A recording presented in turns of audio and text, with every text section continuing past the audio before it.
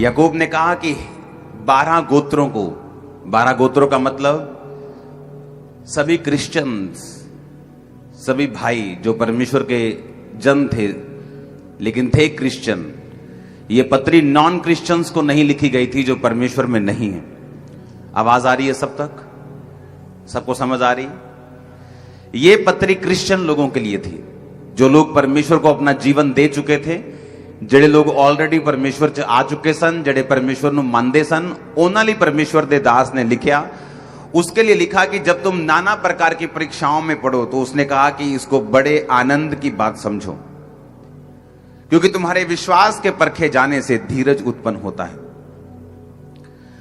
अब बाइबल में जितनी बातें हमारे साथ होती हैं, बाइबल में लिखा जो हमारे साथ घटता है क्रिश्चियन बनने के बाद, मसीह में आने के बाद, आपकी लैंग्वेज में बोलो तो क्रिश्चियन बनने के बाद, परमेश्वर में आने के बाद, लोगों की लैंग्वेज में बोलो तो धर्म बदलने के बाद, हमारी लैंग्वेज में बोलो तो जीवन बदलने के बाद, मसीह में आने के बाद जितनी बातें आपके साथ घटती हैं, बाइबल कहती है अगर आप मसीह में हैं, अगर आप सही रीति से परमेश्वर के साथ चल रहे हैं, आप प्रेयर में चल रहे हैं, पवित्रताई में चल रहे हैं, तौबा में चल रहे हैं, तो बाइबल बताती है आपके साथ होने वाली नेगेटिव चीजें भी परमेश्वर के द्वारा निर्धारित की जाती हैं आपके विश्वास को परखने के लिए। बाइबल कहती विश्वास इसलिए परखा जाता है ताकि तुम सिद्ध हो जाओ, स्थिर हो जाओ और तुम में किसी भी बात की घटी ना रहे। परमेश्वर की प्लानिंग में उसकी योजना जो थी यूसुफ के लिए वो बहुत बड़ी थी। बाइबल कहती यूसुफ अपने घर का, अपने माता और पिता का एक बहुत लाडला और बहुत फेवरेट बच्चा था। परमेश्वर ये जानते थे कि जो चीजें मैं यूसुफ को देना चाहता हूं, जो पदवी देना चाहता हूं, ये लाडलेपन में उस पदवी को ना तो ले सकता है, ना तो उसको निभा सकता है, ना तो उसके काबिल बन सकता है। बाइबल कहती परमेश्वर ने उसके जीवन में एक मुसीबत को भेजा, उसके भाइयों ने उसको बेच दिया। बेचने के बाद वो अगले देश में चला गया, वहां पर नौकरी की, वहां पर झाड़ू मारा, पोछा मारा। परमेश्वर ने फिर उसे जेल में भेज दिया पाप ना करने के कारण। लोग पाप में जाते हैं, जेल में जाते हैं पाप करने के कारण। बाइबल कहती है उसने पोतीफर की पत्नी के साथ सोने से इनकार कर दिया, इसलिए वो जेल में गया। परमेश्वर ने सारी नेगेटिव चीजें उसके साथ होने दी ताकि उसके विश्वास को परखा जा सके, और जब उसका विश्वास परख लिया जाए, वो सिद्ध और स्थिर हो जाए, फिर वहां उसको बिठाया जा सके जिसके लिए परमेश्वर ने उसको तैयार किया था। आमीन। आपकी लाइफ में होने वाली हर एक घटना वो आपकी लाइफ में किसी भी तरह की हो सकती है। वो बीमारी के रूप में हो सकती है, वो एक कर्जे के रूप में हो सकती है, वो एक कलेश के रूप में हो सकती है, वो एक सताव के रूप में हो सकती है। परमेश्वर ने कहा जो कुछ भी तुम्हारे जीवन में घटेगा मुझ में आने के बाद, मसीह में आने के बाद, वो तुम्हें मारने के लिए नहीं बल्कि तुम्हारे विश्वास को बढ़ाने के लिए, बल्कि तुम्हें विश्वास में मजबूत करने के लिए होगा। आमीन। अब जब आदमी अपनी लाइफ में होने वाली घटनाओं को, जो उसके आसपास चल रहा है, जो उसकी जिंदगी में हो रहा है, जब उसको आत्मिक चश्मे से वो देखना शुरू करता है, आत्मिक नजरिए से देखना शुरू करता है, तो वो बच पाता है, नहीं तो शैतान उसको खराब कर देता है।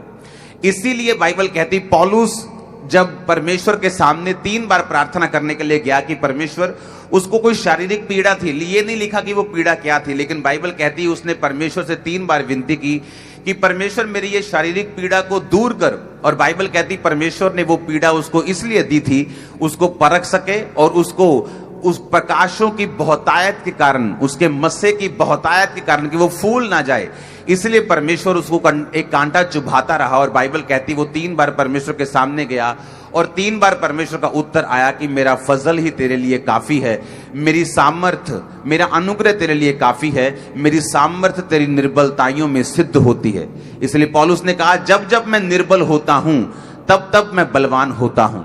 जब जब आप परीक्षाओं में जाएंगे, मसीह में अच्छे होने के बावजूद भी आप ये सोच के रखना आपकी परीक्षा हो रही है और आप नेक्स्ट क्लास में जा रहे हैं, आप नेक्स्ट ब्लेसिंग में जा रहे हैं। अब बाइबल में हम ऐसी घटनाओं को पढ़ेंगे जहां पर लोगों की परीक्षा हुई और उन परीक्षाओं के कारण उनकी जिंदगी में क्या ब्लेसिंग आई। एक बात याद रखो, बाइबल कहती परमेश्वर की आज्ञा के बिना धरती पर कुछ नहीं होता। एक पत्ता तक भी परमेश्वर की आज्ञा के बिना नहीं हिलता। प्रेरितों के काम जब हम 8 उसकी 1 से 8 आयत को पढ़ते हैं। उसमें लिखा, उस दिन यरूशलेम की कलीसिया पर बड़ा कलेश आरंभ हुआ और प्रेरितों को छोड़कर सब के सब यहूदिया और सामरिया देश में तितर बितर हो गए। कुछ भक्तों ने स्तिफनुस को कब्र में रखा और उसके लिए बड़ा विलाप किया। शाऊल कलीसिया को उजाड़ रहा था और घर घर घुसकर पुरुषों और स्त्रियों को घसीट घसीट कर जेल में डालता था। जो तितर बितर हुए थे वो सुसमाचार सुनाते हुए फिरे और फिलिप्पुस सामरिया नगर में जाकर लोगों में मसीह का प्रचार करने लगा। जो बातें फिलिप्पुस ने कही उन्हें लोगों ने सुनकर और वो चिन्ह जो दिखाता था उसे देखकर एक चित्त होकर मन लगाया। बहुत से लोगों में से अशुद्ध आत्माएं बड़े शब्द से चिल्लाकर निकल गईं और बहुत से लकवे के रोगी और लंगड़े भी अच्छे किए गए और उस नगर में बड़ा आनंद छा गया। बाइबल कहती है जब यरूशलेम की कलीसिया पर कलेश उत्पन्न हुआ, ये कलेश किसने डाला? ये कलेश भी क्रिश्चियन लोगों ने ही, यानी यहूदी लोगों ने ही, वो ही लोग जो यहोवा को मानते थे लेकिन अभी यीशु मसीह को स्वीकार नहीं किया था, उन लोगों ने कलीसिया पर कलेश देना शुरू किया। और बाइबल कहती है प्रेरितों को छोड़कर सब तितर बितर हुए और उन्होंने कलीसिया पर कलेश किया और लोग भाग गए। और बाइबल कहती है उन्हें लगता था कि वो कामयाब हो गए, कि हमने लोगों को भगा दिया कलेश डालकर, नेगेटिव बातें बोलकर, डराकर, धमकाकर, उन्हें लगता कि हम कामयाब हो गए। लेकिन बाइबल कहती जो लोग तितर बितर हुए उन्होंने दूसरे नगरों में जाकर सुसमाचार सुनाना शुरू किया। अगर परमेश्वर उन्हें तितर बितर ना करता तो सुसमाचार सिर्फ अभी इजराइल के देश में ही रहता, इजराइलियों में ही रहता, और आसपास के अन्य जाति देशों में जहां पर यीशु मसीह का नाम नहीं था और जहां पर यहोवा को मानने वाले लोग नहीं रहते थे, कभी भी परमेश्वर का प्रचार उन तक नहीं पहुंच सकता था। लेकिन बाइबल कहती परमेश्वर ने योजना निकाली और परमेश्वर ने विरोध का प्रयोग किया, और बाइबल कहती परमेश्वर ने उनका विरोध करने दिया, और जब विरोध हुआ वो लोग भागे, और जब भागे तो जिस नगर में गए उन्होंने उस नगर में परमेश्वर का प्रचार किया। और बाइबल कहती बहुत सी अशुद्ध आत्माएं चिल्ला चिल्लाकर लोगों में से निकलने लगी, बड़े चिन्ह और चमत्कार और बड़े मिरेकल्स और चंगियाइयां दिखाई गईं, और बाइबल कहती बहुत से लोगों ने विश्वास किया और उस नगर में बड़ा आनंद छा गया। एक विरोध के कारण परमेश्वर ने क्या किया? परमेश्वर ने अन्य जातियों को सुसमाचार सुनाने का रास्ता जो था वो खोल दिया। अब उनको समझ आने लगा कि जो विरोध हमारा हो रहा है ये शैतान का काम नहीं है, ये परमेश्वर हमारे साथ कर रहा है, ताकि परमेश्वर का प्रचार और अधिक रीति के साथ फैले, और जहां हम नहीं इसे कर पाए वहां अब परमेश्वर इसे करेगा। अब मैं आपको प्रेरितों के काम, मैं आपको प्रूफ देता हूं बाइबल में से। प्रेरितों के काम 14 अध्याय उसकी 1 से 23 आयत को याद रखो। अगर आपकी कलीसिया सिर्फ और सिर्फ हीलिंग पर है और आप अपनी कलीसिया को सिखा नहीं रहे कि परमेश्वर के वचन में लिखा क्या है, आपके आसपास जो हो रहा है उसमें किसका हाथ है, आपके आसपास जो घट रहा है वो शैतान का काम नहीं है, वो परमेश्वर का काम है। बाइबल कहती है परमेश्वर कई बार शैतान को यूज करता है, वो कौओं को यूज करता है, वो जानवरों को यूज करता है, वो किसी विधवा को यूज करता है, वो किसी भी माध्यम को इस्तेमाल कर सकता है आपको बचाने के लिए, आपको ब्लेस करने के लिए, अपने राज को स्थापित करने के लिए, अपनी योजना को पूरा करने के लिए। आमीन। प्रेरितों के काम 14 उसकी 1 से 23 आयत में लिखा, उसमें लिखा इकुनियुम में ऐसा हुआ कि वो यहूदियों के आराधनालय के साथ साथ गए और इस प्रकार बातें की कि यहूदियों और यूनानियों दोनों में से बहुतों ने विश्वास किया, परंतु विश्वास न करने वालों यहूदियों ने अन्य जातियों के मन भाइयों के विरोध में उकसाए और बहुत सी बातें कटुता उत्पन्न कर दी बातें करके। फिर वे बहुत दिन तक वहां रहे और प्रभु के भरोसे पर हियाव से बातें करते थे, और वह उनके हाथों से चिन्ह और अद्भुत काम करवाकर अपने अनुग्रह के वचन पर गवाही देता था।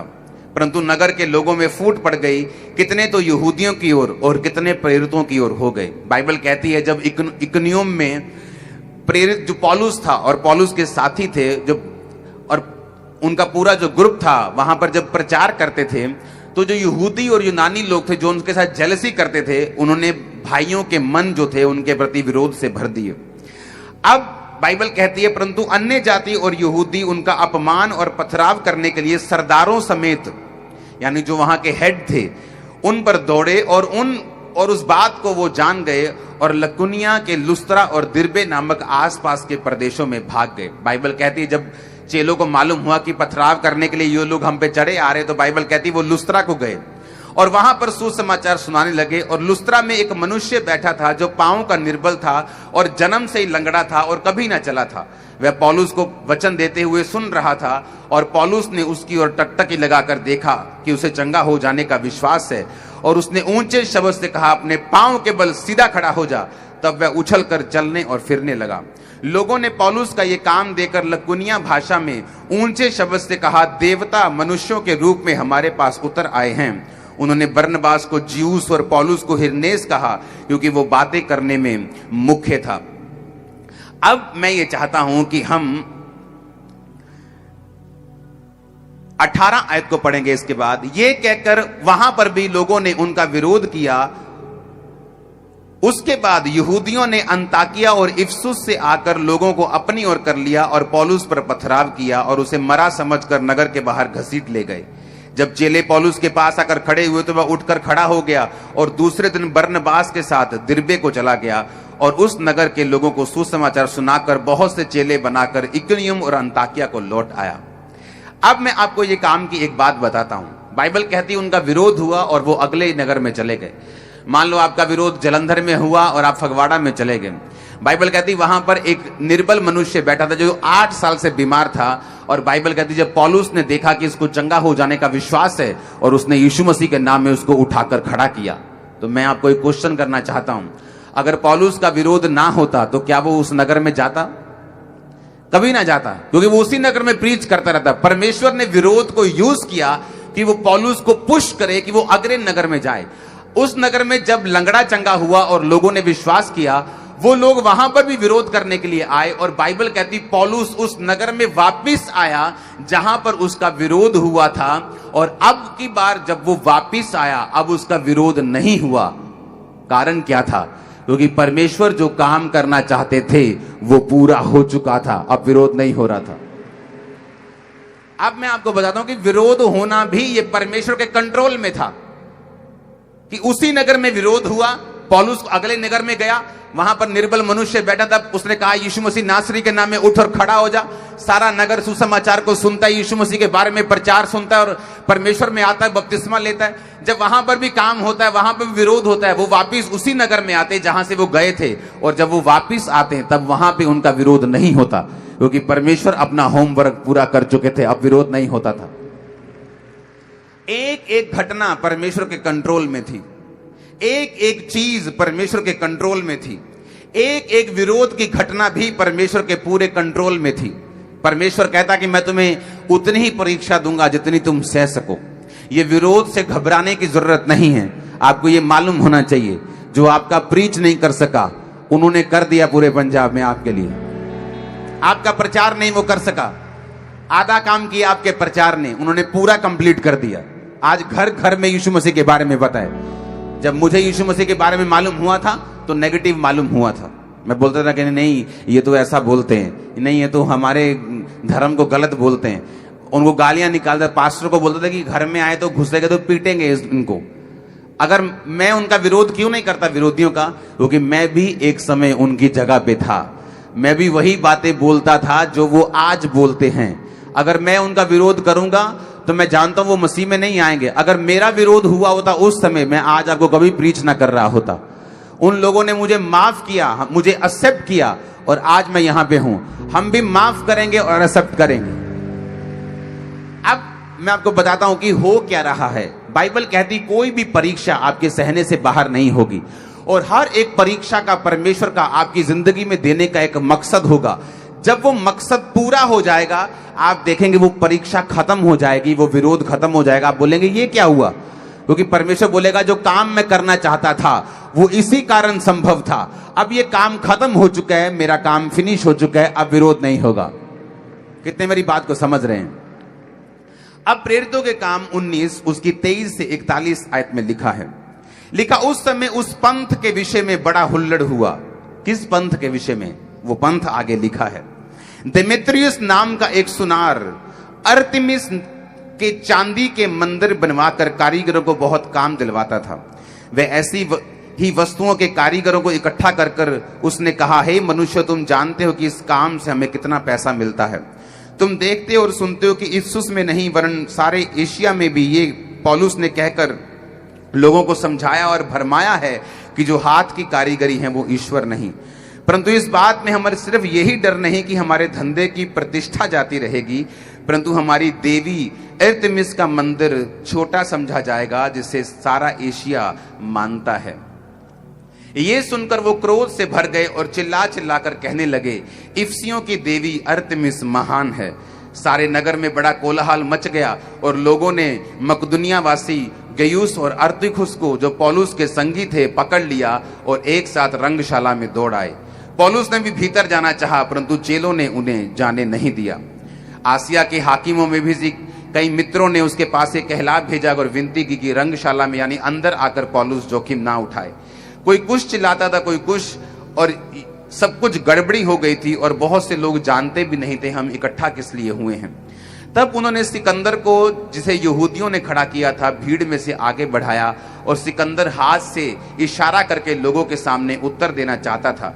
परंतु जब उन्होंने जान लिया कि वह यहूदी है और सबके सब एक शब्द से कोई 2 घंटे तक चिल्लाते रहे, इफिसियों की देवी अर्तेमिस महान है, तब नगर के मंत्री ने लोगों को शांत करके कहा, हे इफिसुस के लोगों, कौन नहीं जानता इफिसियों का नगर उस देवी अर्तेमिस के मंदिर और ज्यूस की ओर से गिरी हुई मूर्ति का टहलुआ है।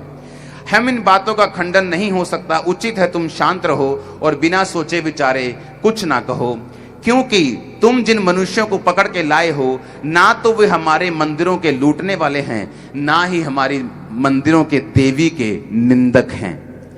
अब जब धंधे की बात आती है, जब पॉलिटिक्स की बात आती है, कई बार यह विरोध उसकी उपज होता है।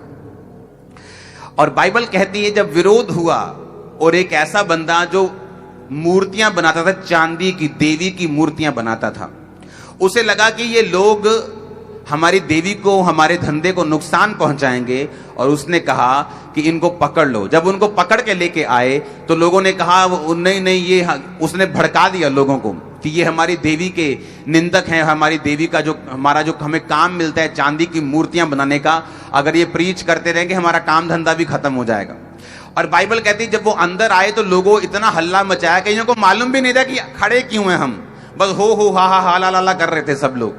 और बाइबल कहती है जब उन्होंने ये समझा और मंत्री ने, उस नगर का जो मंत्री था, वो खड़ा होकर बोलने लगा कि मेरे भाइयों, जिन लोगों को तुम पकड़ के लेके आए हो, ना तो ये हमारे मंदिरों को लूटने के लिए आए हैं और ना ही तुम्हारी देवियों के निंदक हैं, ना ही ये तुम्हारी देवी की निंदा करते हैं, ना ही तुम्हारे मंदिरों को लूटते हैं। अब मेरी बात को समझना।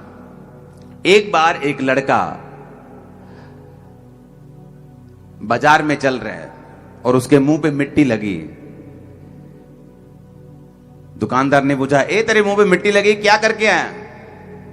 वो उठा, कहता पाजी, ऐसे मिट्टी पकड़ी उसने, कहना पाजी एक बंदा आया, उन्हें ना ऐ करके मेरे मुंह पे मिट्टी पाई।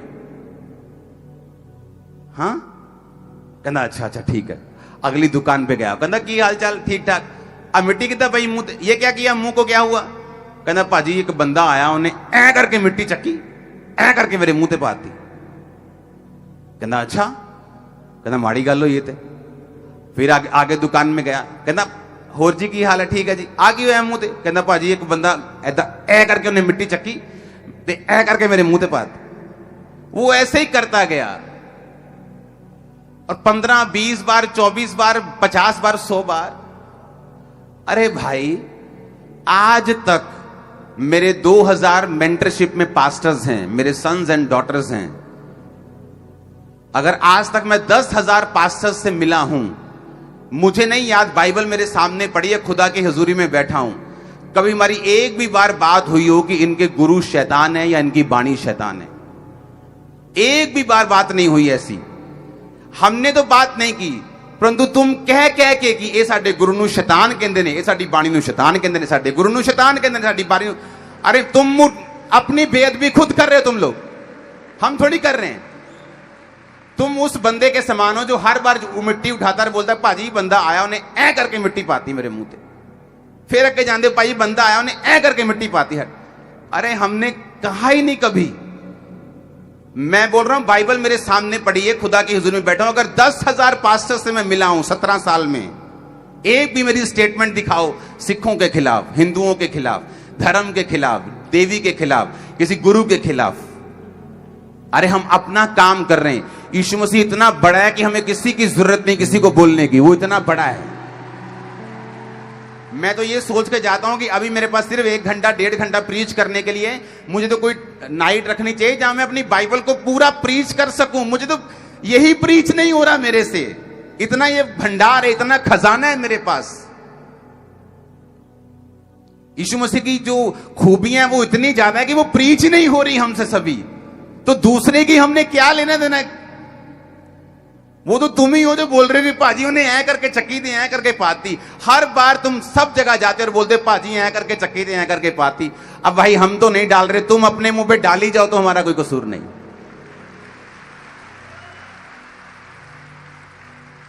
कि या तो वो स्टेटमेंट दिखाओ कहां पे हमने कहा है या किसी ने कहा है। तो जिसने कहा है उसको पकड़ लो। बोलते जी फलाने क्रिश्चियन ने माफी मांगी है, 2 लाख बलात्कार हुए हैं जी पिछले 50 साल में।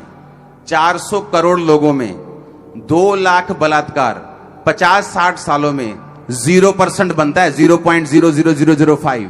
सुनो मेरी बात, तुम अपने धर्म में देख लो, तुम्हारे जो प्रचार करने वाले लोग हैं, हमसे ज्यादा परसेंटेज तुम्हारे व्यभिचारियों को निकलोगे जिन्होंने प्रचार करते हुए अपने गुरुओं का गलत काम किया होगा। तो हम क्या तुम्हारे धर्म को गलत बोल दें? तुम्हारी परसेंटेज ज्यादा निकलेगी खराब की, लेकिन हमने तो तुम्हारे गुरु को, तुमको, तुम्हारे धर्म को कभी गलत नहीं बोला। क्योंकि धर्म ने नहीं सिखाया ये काम करना, व्यभिचार करना, गंदी मूवियां बनाना लड़कियों की जो वायरल हुई थी पीछे। हमने नहीं, धर्म ने नहीं सिखाया, तुम्हारे धर्म ने भी नहीं सिखाया होगा। वो तो इंसान बुरा है। इंसान बुरा है तो किसी धर्म को बुरा बोलने की जरूरत नहीं। इंसान को ही बुरा बोला जाए, किसी धर्म को बुरा नहीं बोला जाए।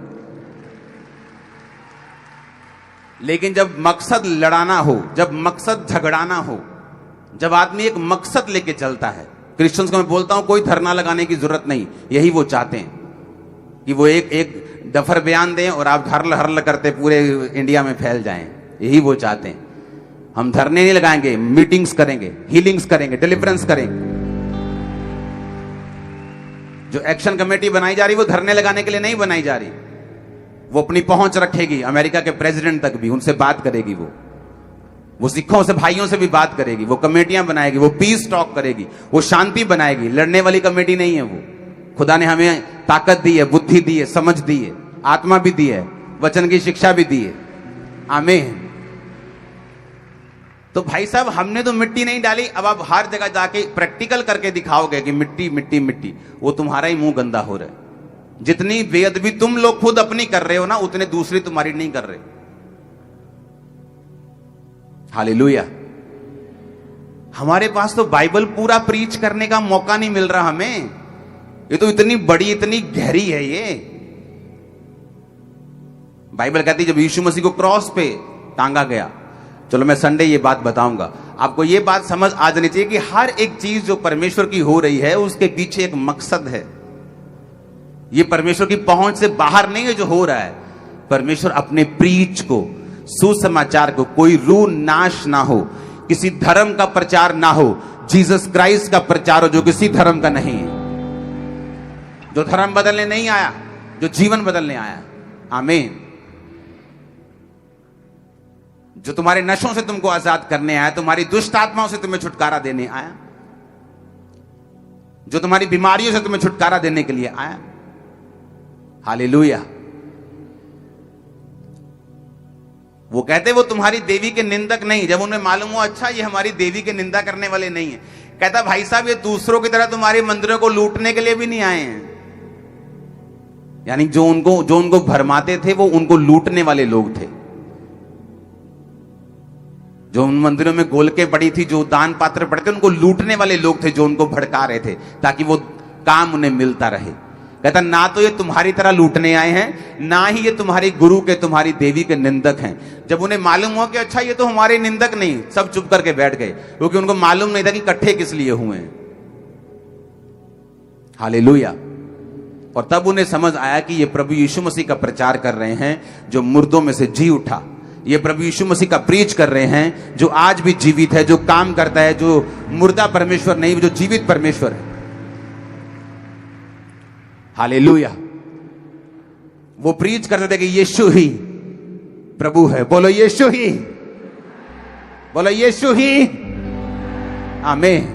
वो प्रीच करते थे ना, तो उनको मौत का डर इसे प्रीच करने से रोक पाया। बाइबल कहती उन्होंने पूरी कलीसिया तितर बितर कर दी। उन्हें लगता था कि लो जी करता अपा फतेह काम, कलीसिया आती है।